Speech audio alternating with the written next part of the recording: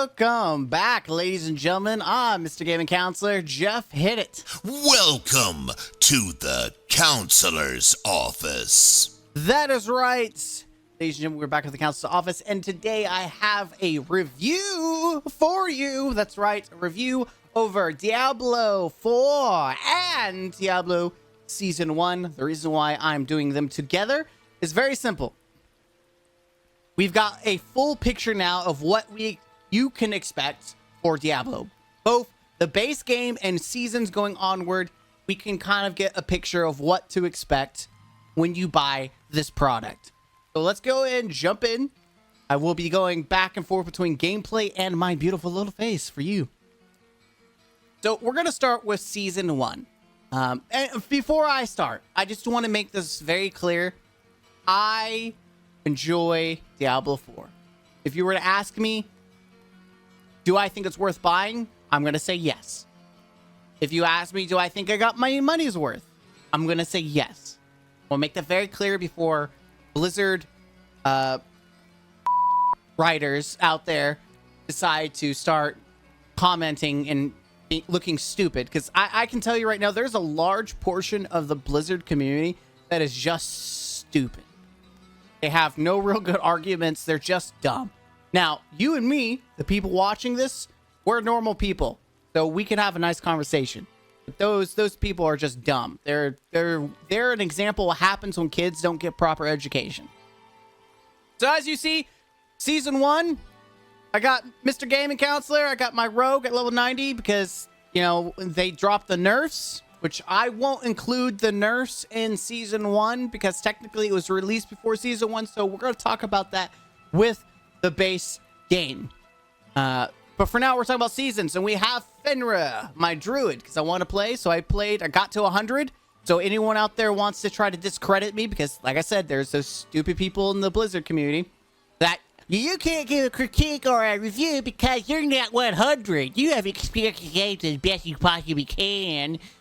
Guess what? I can, and I have. So what can you expect? First off, let's go over the season. What can you expect from Season of Malignant? First off, you have the story of Season Malignant. You have this dude named Corwin. Do we know who he really is? He's just a dude from the Temple of Light. That's it. And he's trying to find out where this corruption's coming. It's corruption spreading all over Sanctuary. And now there's these enemy types called the Malignant. That I think they're tougher. I don't really know. But they're covered in corruption. So you can easily identify them versus other enemies. And it's also in their name. The Corwin's trying to figure out where the corruption is. So you go on this journey. This very short journey. Very, very short journey. And then you find out it's Arshavin? Let me see. I forgot what his name is. I'm prepared completely. Varshan. You go to Varshan. Or you find out Varshan is the source of the corruption because he's been corrupted by Lilith, who's dead. And now we have to try to stop Varshan. So you go in and you do the seasonal activity. Quotation, seasonal activity. You go in and you go through what's called Malignant Tunnels, and you complete them. The Malignant Tunnels are essentially dungeons. They're literally just seasonal dungeons. And you get what's called hearts, caged hearts. You defeat a malignant enemy, not once, but twice, and you get their heart, which give you, it's the gimmick of the season that gives you different abilities or do different things. And then at the end of the story, you face off against Varshan. And you defeat him. And that's the end of the story. So what's the point of the season? Well, you can do Malignant Tunnels for hearts. Then you could after you defeat the first original Varshan, you get the Invoker of Varshan, which then allows you to go to a Malignant Tunnel and then face the Echo of Varshan. If you beat Varshan in tier 1 or 2, you get a recipe to do tier 3 Varshan. And then you beat that Varshan and you get the option to do tier 4 Varshan on Torment. And then you defeat the hardest version, and then you get loot. That's at 800. You get loot that's at level 800, and that's it. This guy is laughably easy. You could solo it. It's not hard. It really is. Defeating the Echo Varshan on tier 4 is a joke. You can nuke him. The hearts.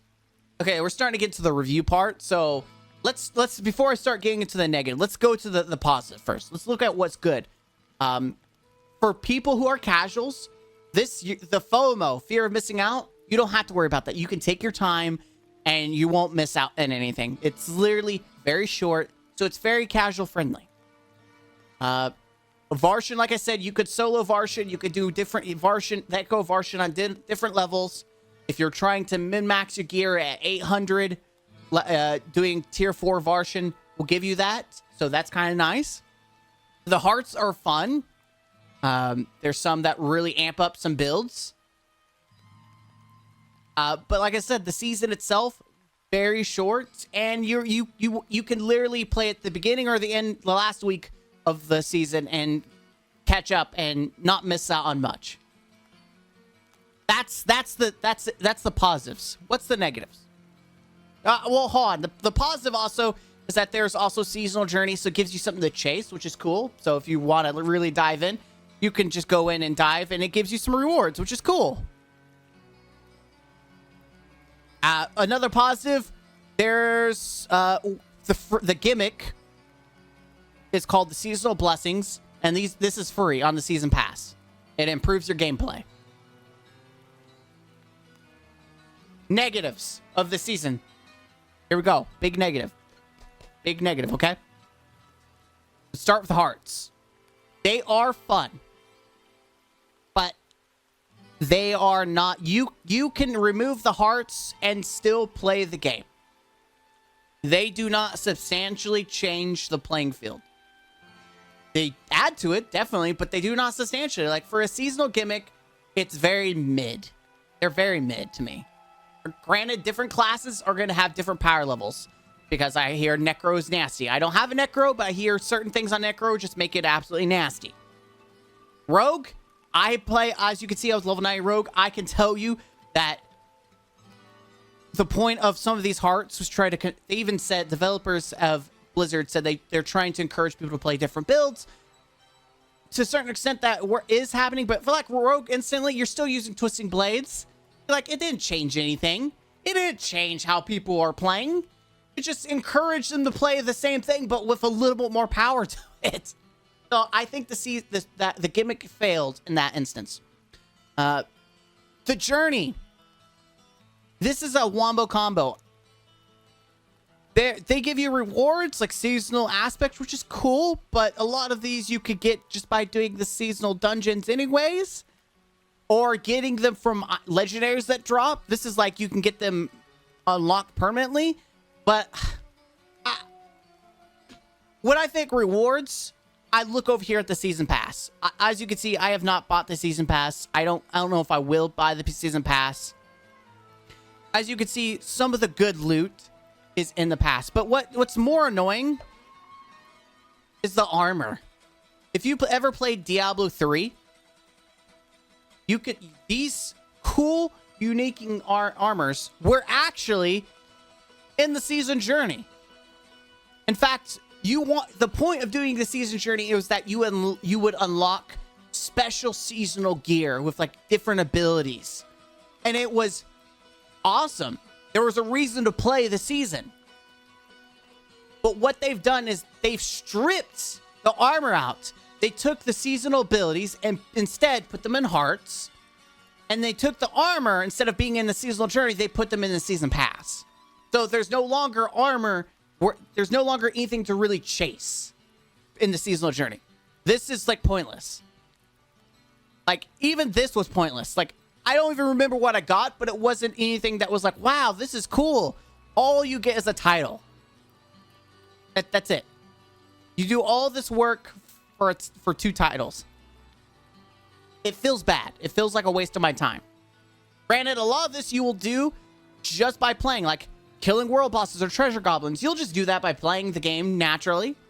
It's just gonna happen naturally, right? And then season blessings. These are cool, but look how minimal these are. Experience. They nerfed experience, but you do all that work to level up your pass and you get only 8%. Seriously, it's a seasonal. It's seasonal, right? But yeah, I mean, stuff like this. And I'm pretty sure, and someone could correct me in the comments, that the devs came out and said that XP would be easier to get in Season 1. And if they were referring to this, literally 8%, the maximum of, if you go solo, 15%, makes 23%, which is less than what you could have done last Season 0. So I honestly don't know what they're talking about. 15% amount sales, I think that's too weak. Boost the chances, I think that it doesn't really matter. Earn and prolonging, this I do think is good. You get, instead of 30 minutes, you get 45 minutes, which is really nice. Earn this, it doesn't matter. Like, honestly, you get so many hearts, it's not even funny. Like, I'm not joking. Getting hearts is not hard at all. It is so easy to get hearts that it's going to take up more of your space than anything else. Like, literally, it's gonna take up all your space. It's so annoying how much space it takes. But yeah, getting hearts is a joke. Like, there's no reason, as you could tell, I've also been playing Lilith and getting my butt kicked. Did beat her, though. Lilith Harbinger. Did beat her, but definitely got my butt kicked playing her. So if you're wondering why all my armor's broken. But yeah, the seasonal stuff is... Here's the thing. It's nice because it's free. So there's the big pro. It's free. If I were going to give this an overall ranking, like, I'm going to tell you right now. I had fun playing this season, but not because of the season itself, because I played Druid. I played a new character. And if you've played all the characters, you've experienced most of the season. I'm sorry. The season constitutes for only 10% of the game. You're playing the base game over and over again. That's it. So if I were to give this a ranking for Season of Malignant, I would give this season a 3 out of 10. 1 point for having actual story. Good for them. Actually having a story you can play. Having, give them a point for hearts. It is a gimmick, but it's still something to kind of chase.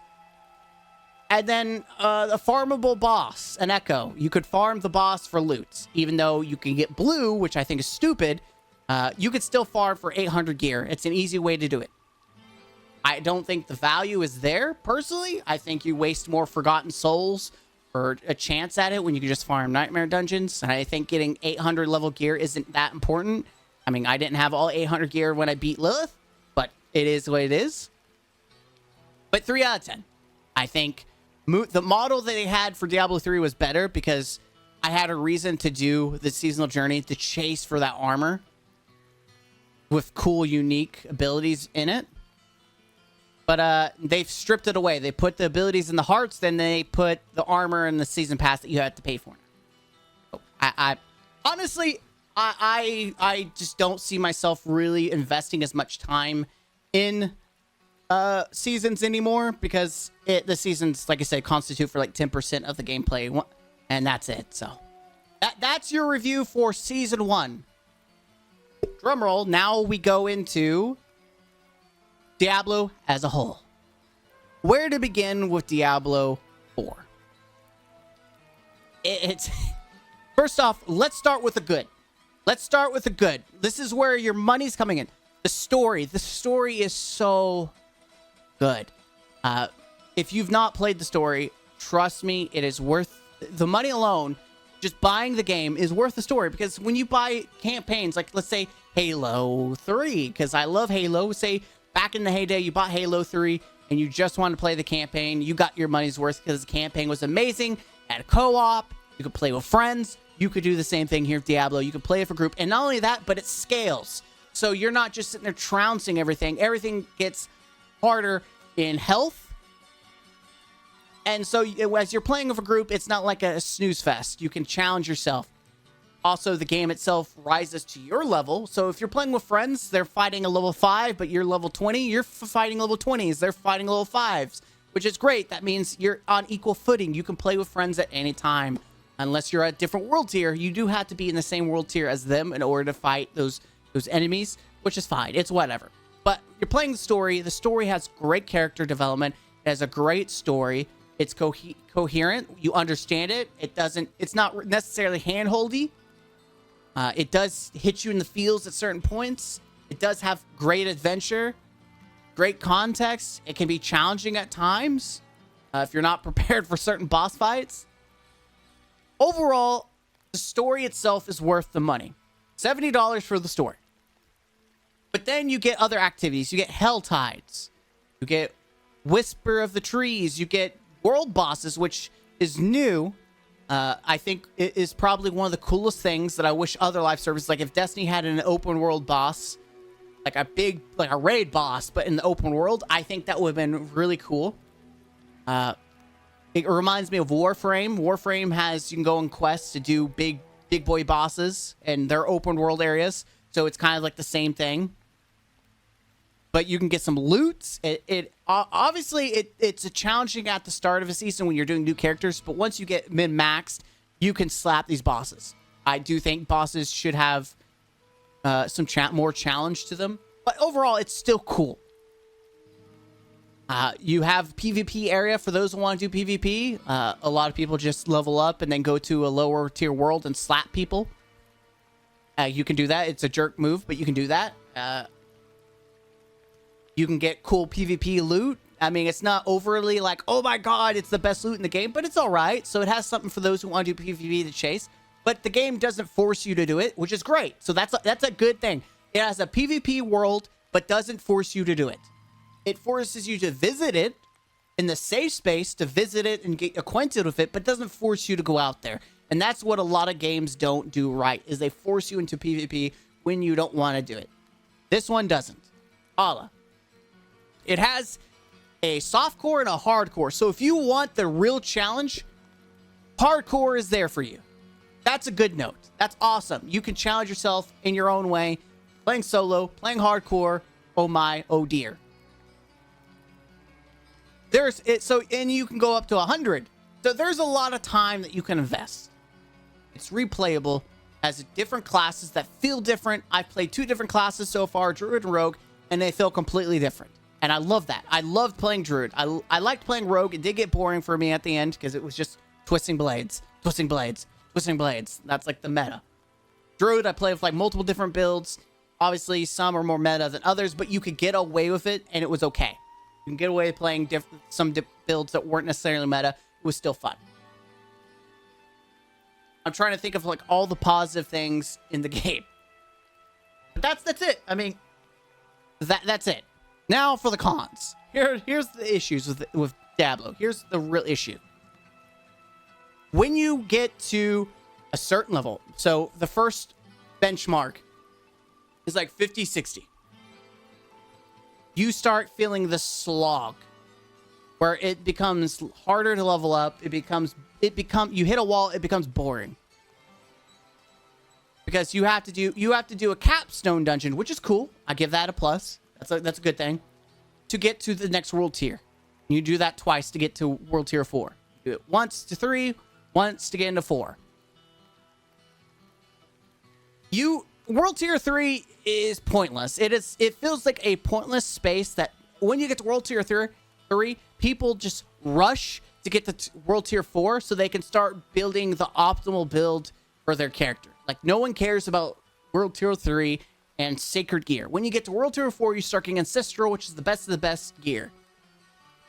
Once you beat the base game, once you've gotten to level 50, it's a rush to tier 4. Not even 3, it's just tier 4.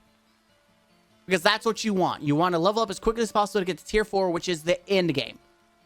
Tier 3 has no reason to exist. It's just a step into level. That is a problem. When one of your components of your game has no value.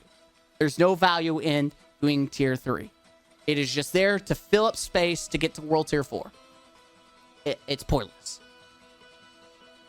And so I feel like that's an issue. But not only that, When you get to tier world 4 and you get to level 80, and I'm a level 100 druid. I've been to level 100 because, again, if you don't get to level 100, you don't do these end game things, people will eat you alive and say, well, you can't give your opinion because you did. I did do them. I did everything possible in this game. I know the good, I know the bad, so shut up. Shut up. From 80, even 70 to 100, but definitely from like 80 to 90, it's not as bad, but it's a slow process. But when you get to 90 to 100, I spent hours to get one level. The leveling process is so bad. And I talked about in the review for season 1 that I would talk about the nerfs. They nerfed so much in this game for survivability, but they also nerfed XP gains. And it makes the game feel so bad. It felt like, you want to know the experience for endgame Diablo? It's literally running one nightmare dungeon over and over and over and over and over and over again until you get to 100. That is the end game experience. Don't let anyone fool you. Well, you could do whispers, you could do hell tides. None of that matters because the XP games are capped at 10 levels above you.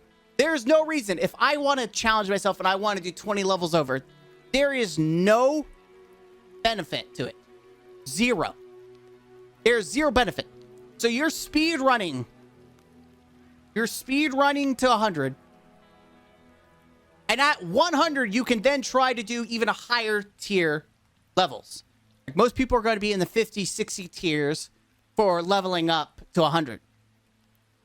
But then you have this large gap. For some reason, there's a large tier gap from like 70 to 100 tier dungeons that have no reason to exist. Zero. Do you get better loot from doing tier 100? No. Do you level up? Well, you're already 100 to be able to do a level 100. You have to be 100 to do 100. There's no reason to do it. Like, and there's also the level cap, so it's no point if I'm level 80 and I try to do 100, I get no benefit XP wise. But your glyphs. Why would I do a tier 100 to max out glyphs when I could just do a low tier and speedrun it? Like, there are people speedrunning dungeons to get their glyph energy maxed. That's what I did. It was very fast.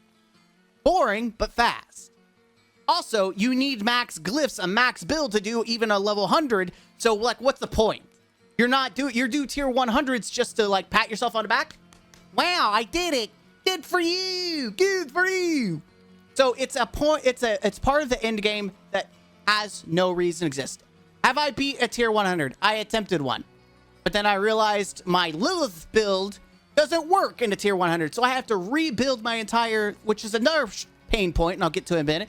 I have to rebuild my entire druid and go farm more different roles in order to fit a build that can take on a tier 100. Because it's not copy pasta. Which gets on to my next point is they are reducing XP, or the how much it costs to respect, and somewhere in the future they'll do loadouts. But I'm doing a review right here in the here and now. I am reviewing the game as it is, not about the future. I'm level 100 now. I've experienced the game. This is my review. It's like going to a restaurant and eating the food at the moment and leaving a review. It doesn't matter that a week later after you've eaten that they've changed things up and add seasoning to the meal. I'm not going to come back and change my review. I've already experienced the game. I've already experienced this season. This is my experience. This is how it is. And if later down the line they change some of the critiques I have, that's great. And you could look at this review and know that they've heard some of those complaints from other players. And as a whole, and they've decided to change it. That's great. That means the review has done a great job at making things advertised. But I'm giving you my review. And right now, the game feels bad. The end game feels pointless. I killed Lilith. I killed her. I said killed because I technically killed her twice. And I want to do a review on her. I am a druid. So this is my review as a druid. Unless you... I think it's the worst boss I've ever played before. And here's why. There's obviously necros that have blood mists and stuff like that, and barbarians and stuff like that have like ways to protect themselves. Some of the mechanics in the game are so, in the boss fight, are so punishing and inescapable for no reason. There are times that I just instantly die because there's nothing I can do about it. In fact, here's the real thing. All the builds that I have seen for Trude just try to one-shot her. And that's a problem. When the players are just trying to one-shot a boss to circumvent actually playing the mechanics of the game, of the boss, the problem is not the player. The problem is the game. And that's the problem with this. Unless you have a build that gives you immunity, or you could just go unstoppable and you're just never taking hits, which Necro has blood mist, you can just phase through stuff. I found out the hard way while teaming up with a Necro. I kept on dying while they survived the entire time because they were literally just going immune through everything. It's a bad mechanic. Not only that, there were multiple times where I killed Lilith in her first phase, and she is literally in her death animation, and yet she's still attacking me. And the death circle's gone, and I'm running away, and she follows me across the map, even though she's dead, dying. That's not a player issue. That is a game issue. And I don't think the devs actually played this boss. I don't think they actually played against her.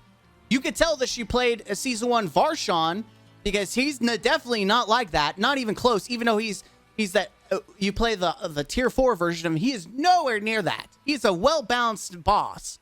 But Uber Lilith, this pinnacle activity, very unfair, not difficult, unfair. Twice, I killed her. Twice, as she is dying, after I've killed her in the final phase, she kills me. During her death animation. It makes no sense. I mean, I have Lilith's title, so I did beat it. Even in the season collection, you could go kill Lilith of Lilith. I killed Echo. I killed her. I've maxed out. I've experienced all that there is in Diablo 4. But the big thing about endgame, both Lilith and Tier 4, there's no reason to do it. Lilith, you get a title, and you get a possibility at a mount. That's it. Do you get increase in Uber rewards? No. You get maybe a couple legendaries. That's it. That is it. It is, you spend all this time, and I spent hours. I spent days, 24/7, running through, leveling up, just to beat Lilith, to try a tier 100, and there's no real rewards. There's no point to do 100. Unless you're one of those, I'm in my mama's base because I'm a virgin, and I'm going to go to 100 because I'm trying to be cool being day 100.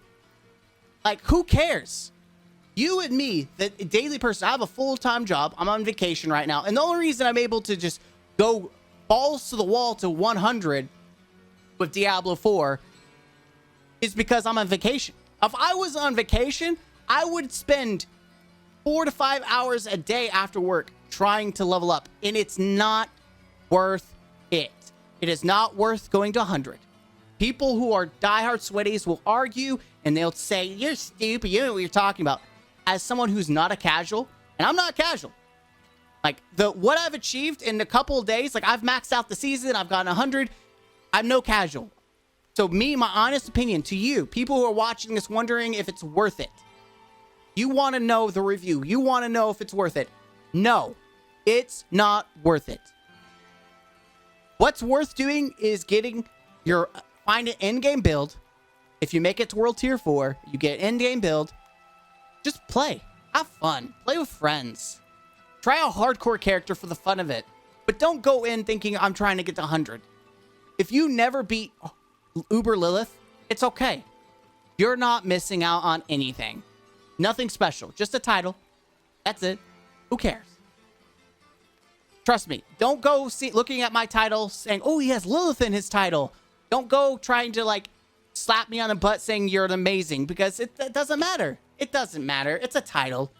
Don't waste your life trying to reach something that has no value. It's time versus value. And the most valuable thing you have is time. And if you try to get to 100, you are not being rewarded with your time. And that's an honest review. The end game, and once you hit 100, guess what? You hit 100, you beat Lilith, you beat your first tier 100. What else is there to do? Well, you could do PvP. That's the end game, is going and beating PvP. And then what happens? What happens if you max out everything? In fact, people already have things maxed because there was the exploit that let you get the currency, like boatloads, and then you were able to buy everything in the store. What happens if you buy everything in the store for PvP? There's nothing else to do.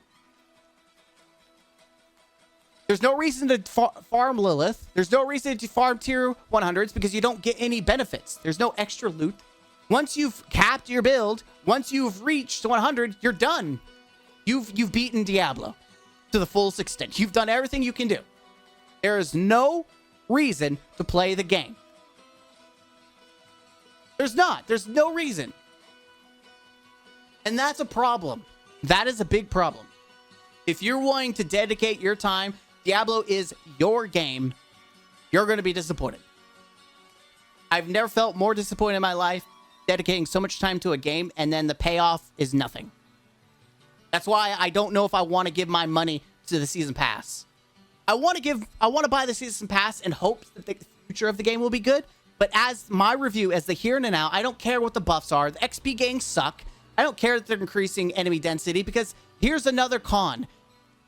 They nerfed survivability and they're only going to make it more difficult to beat because they are increasing enemy density. That means CC, which is not being addressed, it's been talked about, but it's not being addressed, is unbearable.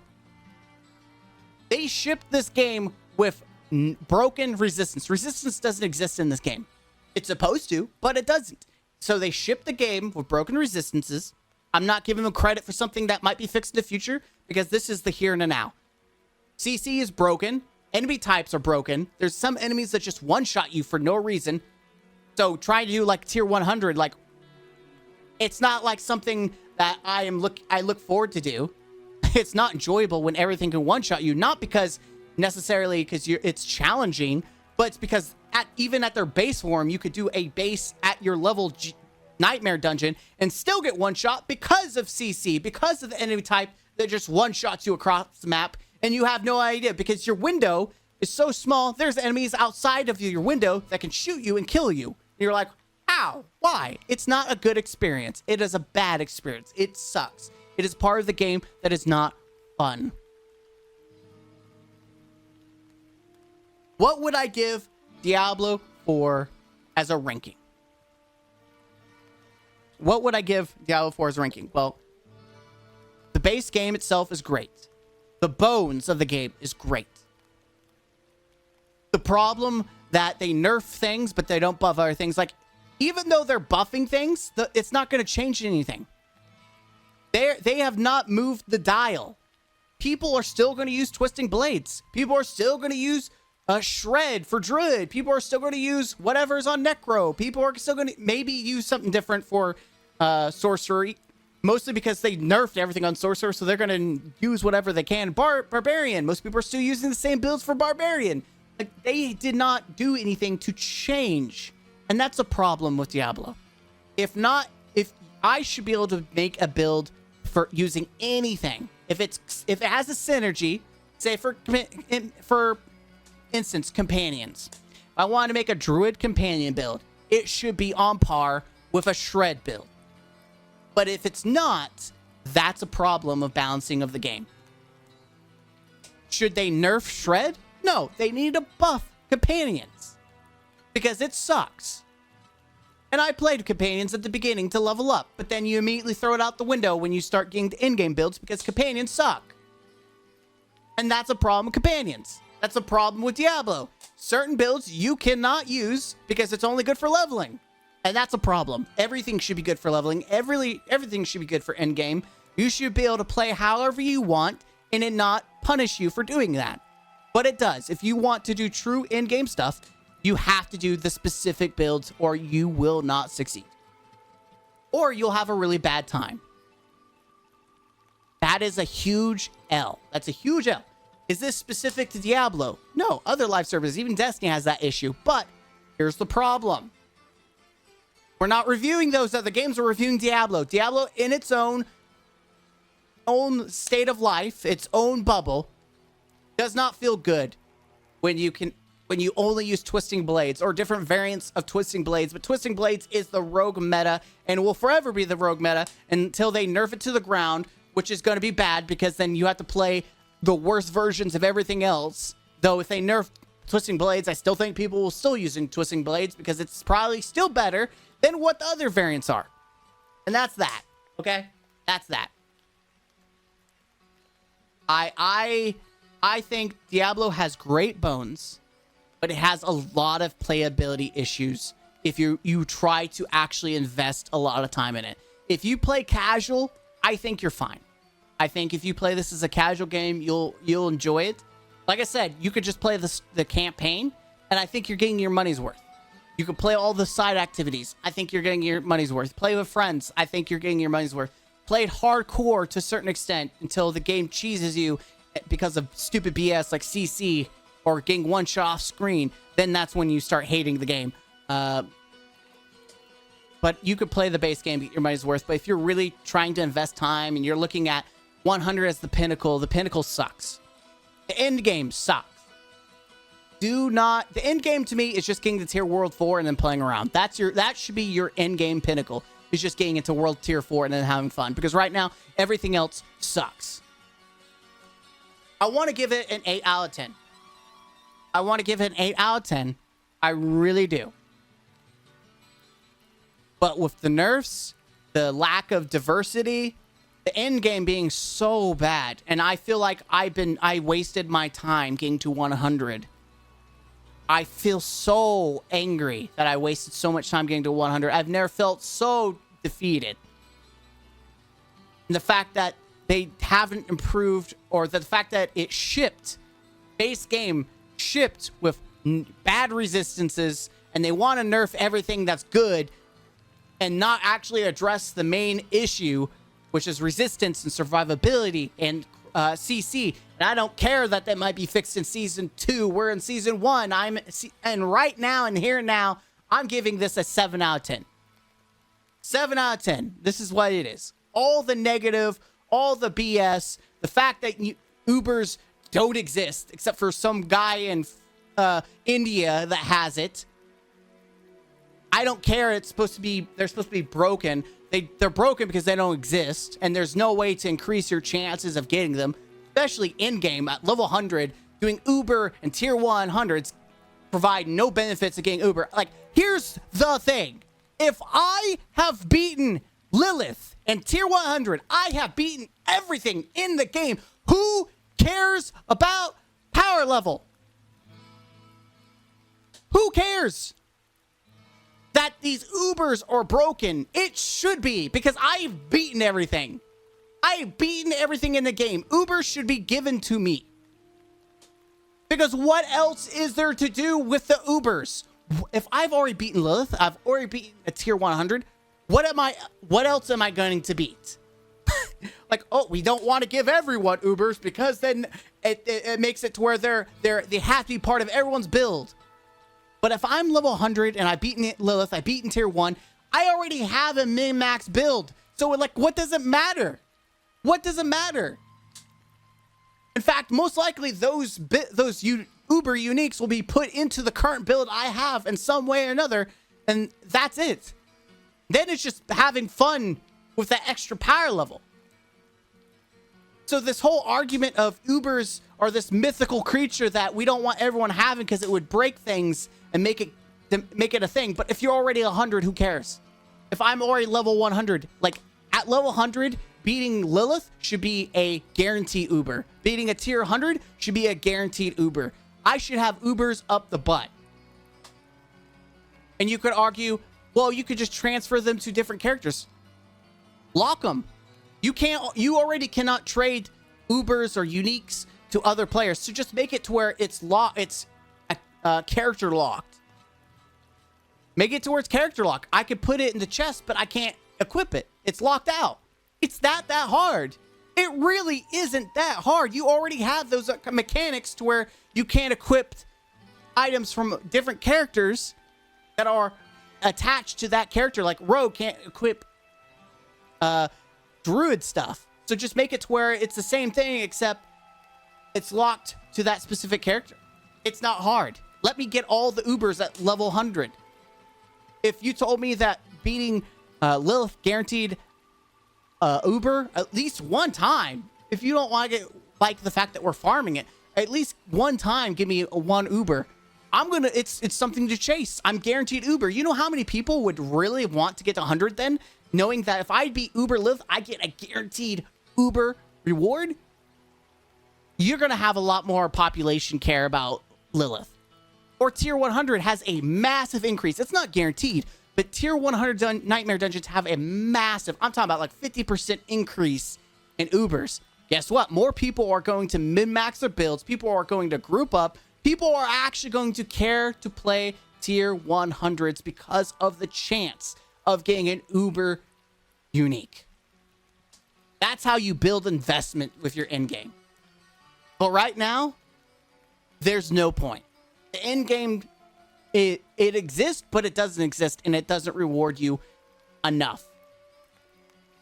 I need a reason to dedicate so many hours. I need a reason, if this is going to be the game I play, like, because I'm pretty sure Blizzard wants me to give them my time. They want this to be the game I play, then give me a reason to play. Right now, I think once you get to World Tier 4 and you have a decent build set up, play casual. Don't invest time to get to 100 because there's no point. Don't worry about it. Don't stress about it. Have fun with it. And that, like I said, 7 out of 10. It's not an 8. It would be an 8 if my time was rewarded for endgame, but it's not. If survivability wasn't such an issue, which it is.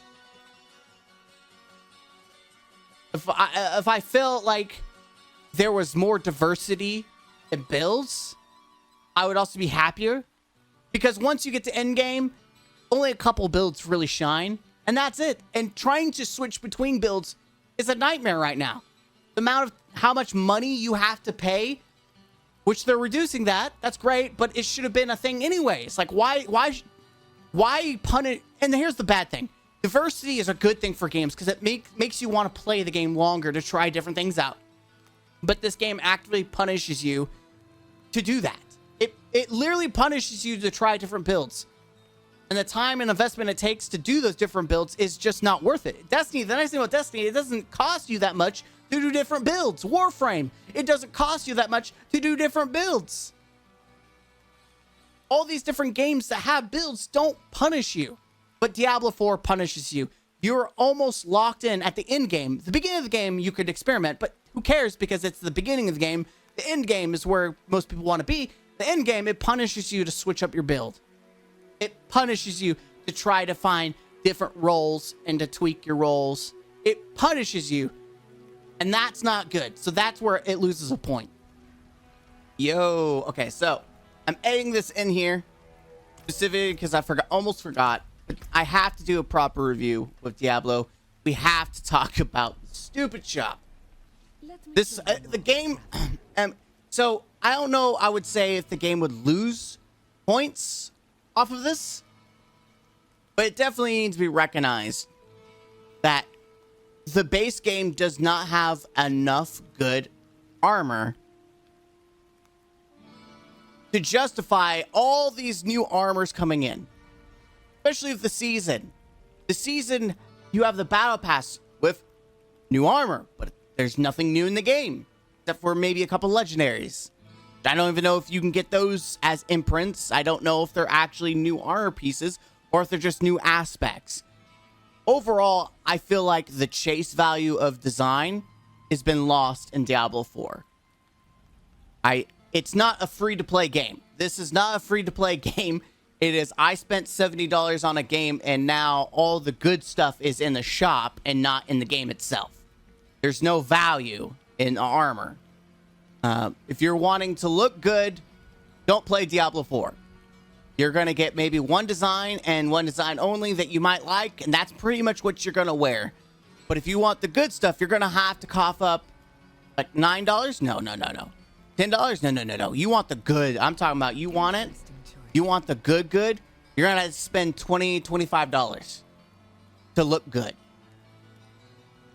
Absurd, man. It's so stupid.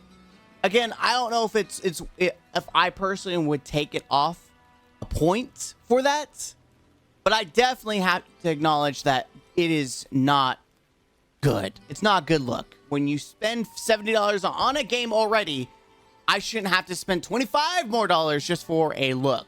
This is not free to play. If this was a free to play game with a full campaign and all that stuff, sure, I would willingly spend $25 knowing that I got a full campaign free and a game that I could play for free.